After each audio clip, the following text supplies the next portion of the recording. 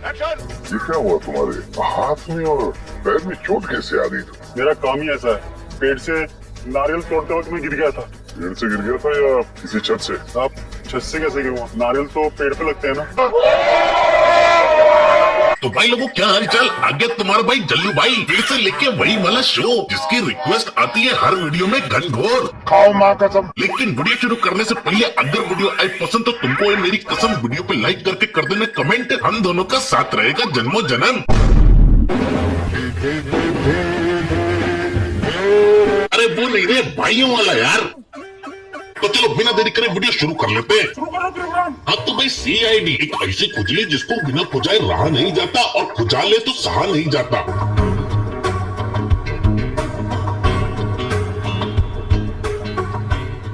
क्या सोच रहे भाई CID वाले पतंग उड़ा रहे? अरे नहीं, अरे असल में ये लोग एक केस सॉल्व कर रहे हैं क्योंकि एक दिन रात में ये आदमी कर रहा था फोन पे बात, तभी हो जाती है इसके साथ वारदात। अरे बोलो कुछ।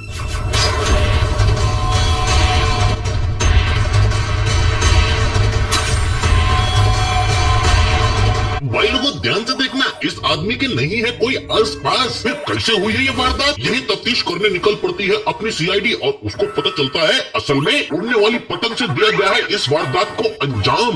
फिर रोज पतंग उड़ाने की प्रैक्टिस करने लगा। फिर उसे मारने के लिए मैंने मांझा बनाना शुरू कर दिया। काली पतंग बनाई, मैं तैयार था सब। फिर मैंने निर्जर के मोबाइल पे फोन किया, पतंग उड़ाई, उसको गला काट दिया। ना ये मत पूछना कि ये कैसे हो सकता है। अरे ये CID है बे, ये चाहे तो ठंड में इंसान को गर्मी से मार दे, बारिश में इंसानों को प्यासा मार दे और पानी में मछली को डुबा के मार दे यार। बिल्कुल सही कह रहा है भाई पहले का CID तो फिर भी समझ में आता था जब भी किसी और की फोटो तुमको दिखा के पूछते थे। इस आदमी को देखा कर। लेकिन टाइम के साथ साथ इनकी बुद्धि विकसित होने लगी और अब ये तुम्हारी फोटो तुम्हें दिखा के पूछते हैं। ये फोटो तुम्हारी? हाँ साहब मेरी फोटो है। ना अभिजीत सर, ये तो ऐश्वर्या है, रात भर पानी में रह के भूल गई है। अरे साहब दिख तो रहा है कि ये यही औरत है। अगर तुम्हारे पूछने के बाद मना कर दे तो क्या तुम मान जाओगे? और भाई CID को कोई भी टॉपिक दे दो उसमें चर्चा कम, इन्वेस्टिगेशन पहले स्टार्ट कर देते हैं। अब यहाँ देखो, अभिजीत को किसी कीड़े ने काट लिया है और उसके बाद CID वाले अभिजीत को डॉक्टर के पास ले जाते हैं एंड डॉक्टर भी लाइक किस चीज ने काटा अभिजीत को? देखिए काटा तो किसी जंगली कीड़े नहीं था, लेकिन ये कीड़ा कौन सा था ये मैं नहीं कह सकता। हाँ इतना जरूर है कि ये कीड़ा था बहुत जहरीला। अब भाई जहरीले तो हमारी इंडस्ट्री में केवल एक ही शख्स है जो कि है मिथुन दा, लेकिन वो तो टीवी सीरियल में आते नहीं है। लेकिन हमारे डॉक्टर सस्ते वसीकरण डिसाइड करते हैं कि वो लगाएंगे पता आखिर क्या है बात। मैं एक बार चेक करता हूँ। और फिर कीड़े का डंक निकाल के वो जानना चाहते हैं आखिर कौन सी है कीड़े की जात। मैंने ये कीड़े का डंक निकाल लिया है अभिजीत की बॉडी में से। एक काम करते हैं, हम इसे लैब में ले जाते हैं, पता लगाते हैं आखिर ये है कौन सा कीड़ा जो इतना जहरीला है। अरे डॉक्टर सस्ते वसीकरण एक बात बताओ, अगर पता चल गया कीड़ा कौन सा है तो क्या उसे पकड़ के भी जेल में डालोगे? अबे बहुत बुरे टोपा होगा। भाई टोपे का तो पता नहीं, पर अच्छा ही सस्ता वसीकरण फॉरेंसिक एक्सपर्ट है। अगर ये CID ऑफिसर होता तो कीड़े मकोड़े तो छोड़ो, ब्लूटूथ स्पीकर को भी जेल में डाल देता। ये लाल लाइट चली है यहाँ पर, ये मुजरिम है, ये खूनी, ये स्पीकर खूनी है। हाँ पंकज, यही नहीं, अभी और सुनिए। ये देखो, ये दूसरा मुस्लिम, ये दोनों स्पीकर मुस्लिम है। सर ये क्या कह रहे हैं आप सर? ये स्पीकर खून कैसे कर सकते हैं? कर सकते हैं पंकज, ये स्पीकर खून नहीं है। चुप बहुत हो गया तेरा, बहुत हो गया। देखा ये ऐसा नशा है जो लॉकडाउन में लोग सैनिटाइजर से कर रहे थे, बस बाकी सबने छोड़ दिया लेकिन डॉक्टर साहब ने नहीं छोड़ा है। वैसे अपने सस्ते वसीकरण के पास ऐसे यंत्र हैं जो आने वाले 200-300 सालों में भी बन नहीं सकते। अब यहाँ देखो CID को मिलती है एक लाश जिसके अंदर है कीड़ा और वो भी जिंदा। ये तो चल रहा है मूविंग। इसका मतलब इस मरे हुए शरीर में ये चीज अभी भी जिंदा है। अब डॉक्टर की औकात तो हमारे CID शो में केवल झूला चाप है, इसीलिए वसीकरण डिसाइड करते हैं। मेरे पास एक आइडिया है। फिर वसीकरण ले आते हैं अपना आविष्कार कम सस्ता सा जुगाड़ जिसकी हेल्प से कीड़ा आ सके बाहर।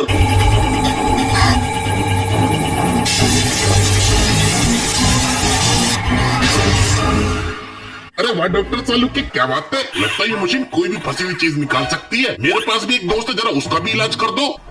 नहीं डॉक्टर साहब, 2-3 दिन हो गया मुझे टट्टी नहीं आ रही। मैं एक बार चेक करता हूँ। अरे वाह डॉक्टर साहब, भगवान करे आपके आविष्कार को भगवान उम्र से ज्यादा ग्राहक दे। लेकिन एक क्वेश्चन है, ये कीड़ा इस आदमी के अंदर गया कैसे? खोनी ने इस सील को इसके शरीर पर डाल दिया। हाँ तारिका, शायद कान के जरिए इसके शरीर में डाला है। क्या क्या, कहाँ से डाला है? वैसे काफी लोग मेरे से पूछते हैं, भाई सीआईडी में पुलिस नहीं होती क्या? अरे होती है, लेकिन उनका काम सिर्फ उतना ही है जितना सर्दियों में एसी का। जैसे कि यहाँ पे एक जेल के अंदर 2 कैदियों का हो चुका है कत्ले आम। लोगों को मर गए। पर पुलिस वाले हैं कामचोर, इसलिए नहीं लेते कोई टेंशन, सीधा बुला लेते हैं सीआईडी को ताकि वही करे इन्वेस्टिगेशन।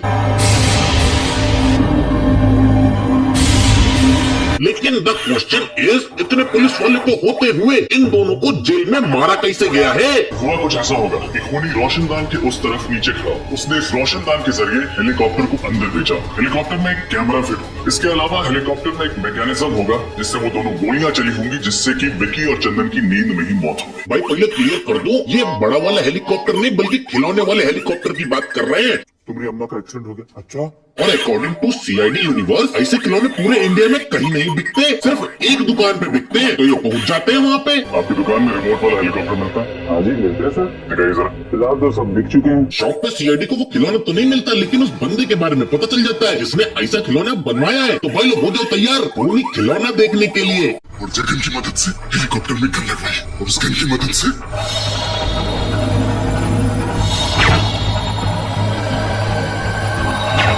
सब देखा भाई लोग आपने, इतू से हेलीकॉप्टर में इतू सी गन, और कैदियों को मारा भी ऐसे गया है जैसे गोलियों में हो नॉइस कैंसलेशन। वही तो।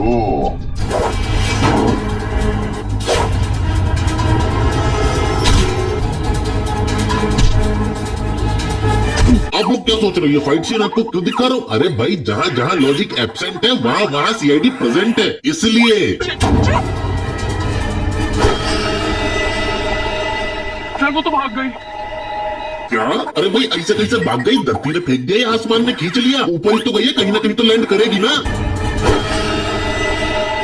सर वो तो भाग गई। लगता है सीआईडी वालों को ग्रेविटी और लॉजिक की एक ही डेफिनेशन मालूम है। ग्रेविटी नहीं, ऐसी कोई चीज ही नहीं होती है। और भाई जितने इलॉजिक तरीके से हमारे सीआईडी वाले केस सॉल्व करते हैं, उतने ही इलॉजिक तरीके से इन पे केस भी आते हैं। जैसे कि यहाँ पे इनको पानी में तैरती हुई एक लाश मिलती है, और गौर फरमाइएगा, लगता लाश काफी देर से पानी में थी। हाँ भैया, लगता है 12 घंटे से ऊपर ही हो गए। ध्यान रखिएगा 12 घंटे से ये बॉडी स्विमिंग कर रही है। ठीक है। इसके बाद सीआईडी इसे ले जाती है अपने ब्यूरो में, जहाँ डॉक्टर सस्ते वसीकरण को बॉडी के गले पे मिलती है कोई चिपचिपी सी चीज। इसकी गर्दन पर मेहंदी के धब्बे हैं। इसका मतलब जिस किसी ने भी इसका गला घोटा होगा उसके हाथों में मेहंदी लगी होगी। देखा, ये मेहंदी है, लगता है अंबुजा सीमेंट से बनी होगी, तभी तो बॉडी 12 घंटे से ज्यादा पानी में थी, उसके बाद भी साथ नहीं छोड़ा। और खून करने वाली कोई लड़की थी। और अभी तो रुको, क्योंकि इससे पहले हम सीआईडी के मुंह से ये सुन पाते हैं, ये एक ऐसी इंडस्ट्री है जहां मेरा एक्सपर्टीज नहीं है। तभी सीआईडी कुछ ऐसा करती है। सर, ये प्रीति है, शहर की जानी मानी मेहंदी एक्सपर्ट। क्या? अबे मार्केटिंग एक्सपर्ट सुना है, सेल्स एक्सपर्ट सुना है, ये मेहंदी एक्सपर्ट क्या होता है बे? आगे लगाने वाली है, बनाने वाली तो जोड़ देते। देखो बेटे, हम ये चाहते हैं कि तुम इस लाश को देखो, तो इसके गले पे ये जो मेहंदी लगी हुई है ना, उनके बारे में हमें पूरी जानकारी दे। अबे लगता है ये सारे पागल हो गए, बॉडी 12 घंटे से पानी में है और गले पे ऐसी मेहंदी लगी हो तो कोई भी इजाद क्या उसकी जात भी नहीं बता पाएगा। मेहंदी का टेक्सचर खराब हो चुका है, इतना पता चल रहा है कि ये मेहंदी हाथों से लगाई गई है। सब मेहंदी के कलर, टेक्सचर और स्मेल से पता चलता है कि ये मेहंदी किसी कमर्शियल कंपनी की तो नहीं है, ये जरूर किसी ने घर पर ही बनाई है। अगर तुम्हें लग रहा है बस बहुत हो गया तो रुको, क्योंकि जब दीदी बारीकी से जांच पड़ताल करती हैं, तब और भी खुलासा होता है। सर मेहंदी की डिजाइन से एक बात और पता लग रही है। सर उस लड़की के बारे में जिसकी मेहंदी की गर्दन पे लगी है, उस लड़की की शादी किसी ऐसे लड़के से हो रही थी जिसका नाम आर से शुरू होता है। अक्सर नई दुल्हन जब मेहंदी लगवाती है तो अपने पति का इनिशियल लेटर लिखवाती है, तो सर ये वही इनिशियल लेटर है। अब उल्टा आर बना हुआ है। अरे मेरे को क्या ये प्राचीन लिपि किसी को भी समझ में नहीं आएगी, कहाँ से लग रहा है इसमें कोई आर लिखा हुआ है, और ऐसे डिजाइन से ऐसा आउटकम कैसे आ गया बे?